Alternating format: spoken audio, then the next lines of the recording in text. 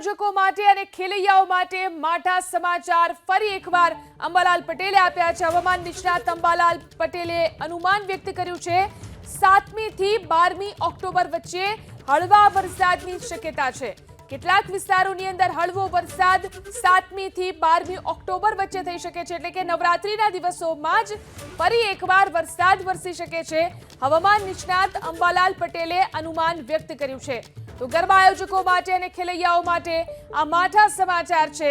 Pre Navratri events તો આ વરસાદે બગાડી જ અને હવે ચાલુ નવરાત્રીમાં પણ વરસાદ વરસી શકે છે। તારીખ 7 થી 12માં દક્ષિણ ગુજરાતના ભાગોમાં અને દક્ષિણ સૌરાષ્ટ્રના ભાગમાં હળવા વરસાદી ઝાપટા પડવાની શક્યતા રહે છે। 5મી ઓક્ટોબરથી આજથી જ હવામાનમાં પડતો આવશે અને કેટલાક ભાગમાં વાતાવરણમાં પડતો આવવાની શક્યતા રહેશે। અન્ય ભાગોમાં પણ ક્યાંક વરસાદી છાંટા પડવાની શક્યતા ગણી શકાય, પરંતુ ઉલ્લેખનીય છે કે હવે પછી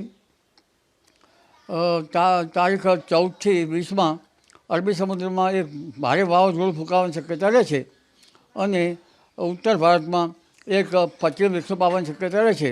આ ઉપરાંત જેટ ધારાની અસર પણ થશે, એટલે આ અરબી સમુદ્રનું વાવાઝોડું જે છે એક ક્વચિત યમન તરફ જાય, પરંતુ જો વેસ્ટર્ન ડિરેક્શનમાં ભારે હશે અને જેટ ધારાની અસરના કારણે આ પશ્ચિમ સૌરાષ્ટ્રથી થોડેક દૂર થઈને લગભગ કચ્છના માર્ગ બાજુમાં થઈને પાકિસ્તાન ભાગોમાં જવાની શક્યતા રહેશે।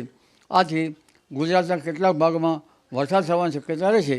જ્યાં ઊભા કૃષિ પાકોને વરસાદની જરૂર છે ત્યાં આ વરસાદ ફાયદાકારક રહેશે। આ ઉપરાંત બંગાળ ઉપસાગરમાં પણ આ જ અરસામાં વાવાઝોડું થવાની શક્યતા રહેશે।